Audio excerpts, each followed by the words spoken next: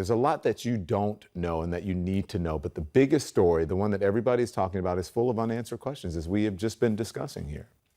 So the President of the United States, Joe Biden, calling it almost inevitable, that's a direct quote from him, that this Omicron variant will be here at some point, if it's not already here, but urging Americans not to panic.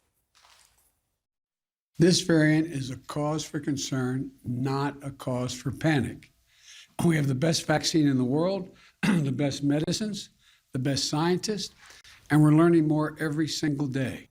So that's what the president is saying there, and the CDC is also strengthening booster recommendations. They are now saying everyone 18 and older should get a booster shot. The unvaccinated need to get vaccinated, and those who are eligible to get boosted should get boosted. If you get the level of antibody high enough, the protection spills over to those other variants. Now, our very own Dr. Sanjay Gupta explained to Chris, and this was just a few minutes ago, why those booster shots are so important right now. If you then boost on top of it, you get a bigger cushion effect, which is why I think now the boosters are being recommended for all adults, because even if those antibodies aren't as effective at Omicron as they have been at Delta and Alpha and Beta, the more antibodies, hopefully the more protection. I know you have a lot of questions. Everyone I know has a lot of questions they've been asking me, and look, we don't know everything. And we're going to explain to all of you, and we're going to go through it to the best of our knowledge and explain what is going on with this Omicron variant first detected in South Africa, Southern Africa. But there is a lot that we don't know, and it could take weeks until we have the answers for you. Is it more transmissible? I don't know. Is it more severe or dangerous than other variants? Is it more resistant to vaccines? Moderna's chief medical officer says this. This virus probably emerged around early October in South Africa or Botswana, lays relatively low, and then suddenly in early November explodes to become the dominant strain, displacing the Delta variant in South Africa. And as you mentioned as well, it's now in maybe 20 countries around the world. I think all the evidence points to the fact, Wolf, that this is a very transmissible virus and one that we need to take very seriously. Again, if you want the information, stay tuned. We're going to get it to you. The experts are going to weigh in here tonight. And with all of that, with the world on edge wondering what Omicron will mean, I cannot believe the lies and the misinformation are spreading faster than the variant. Here's Exhibit A. Congressman Ronny Jackson, remember I'm going to remind you, he was a doctor, right? He was a doctor for the former White House physician, for the former guy. He is tweeting this. This is what he tweeted. Here come the MEV, or MEV, the midterm election variant. They need a reason to push unsolicited nationwide mail-in ballots. Democrats will do anything to cheat during an election, but we're not going to let them. Again, a doctor trying to turn this variant into just another opportunity to push the big lie of bogus election fraud. He's not the only one. You'll count on a variant about every October, every 2 years. Okay, so obviously, not only is that a lie, it literally makes no sense. A new and concerning variant is not going to help Democrats at the ballot box, a variant that came to light in Southern Africa, which for all you geography nerds out there is not in the United States. So just to be absolutely clear, right? Just to be absolutely clear, this new variant is not some kind of diabolical plot by Democrats. So let's review, okay? Republicans had nothing to say when their leader pushed lies and deadly misinformation about COVID. Watch. I said, supposing you brought the light inside the body, which you can do, either through the skin or in some other way. And I think you said you're going to test that, too. Sounds interesting. We'll get the right folks who could. Right, and then I see the disinfectant, where it knocks it out in a minute, 1 minute. And is there a way we can do something like that by injection inside or almost a cleaning? Because you see it gets on the lungs. Okay, so that. And now they expect you to believe that this new variant is just all a hoax. Tell that to the families of the more than 770,000 dead Americans.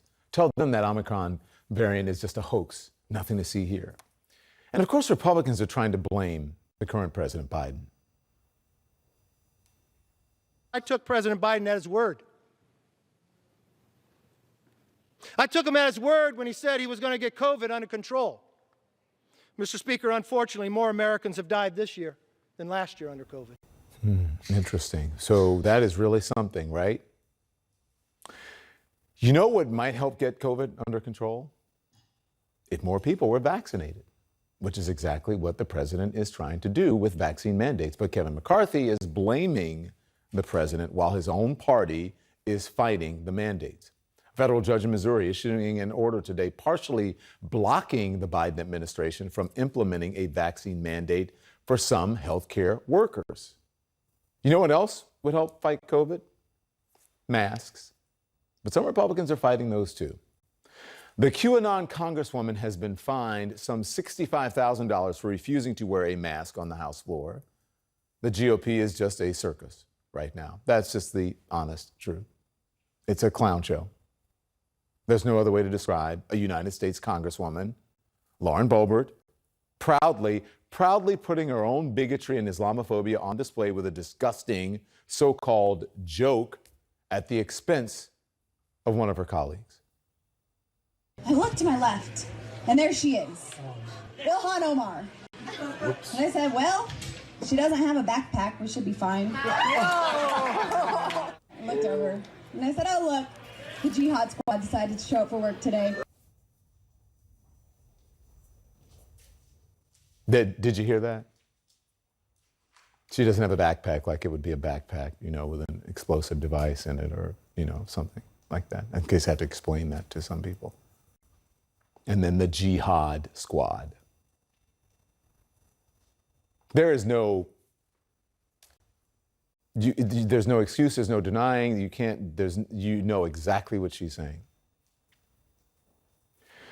The two congresswomen spoke on the phone today, and it did not go well. Ilhan Omar putting out a statement saying, quote, instead of apologizing for Islamophobic comments and fabricated lies, Representative Boebert refused to publicly acknowledge her hurtful and dangerous comments. She instead doubled down on her rhetoric and decided to end the unproductive call.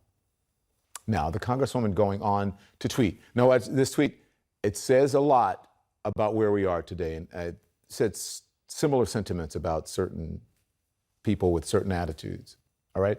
This is what she tweeted. She said, there is only so much grace we can extend to others as humans before we must learn to cut our losses or hang up on someone in this case. Now, listen, I wasn't on the phone call. I don't know what happened, but that last sentiment is certainly true. There's only so much grace that you can allow certain humans at this point, especially in the middle of a deadly pandemic and when you've had an insurrection and when you have the lies of a stolen election. Lauren Boebert says that she didn't want to, quote, offend someone's religion, but she also doubled down with this prime example of sorry, not sorry. Make no mistake, I will continue to fearlessly put America first, never sympathizing with terrorists. Unfortunately, Ilhan can't say the same thing, and our country is worse off for it. I mean, you just keep wondering where is the bottom.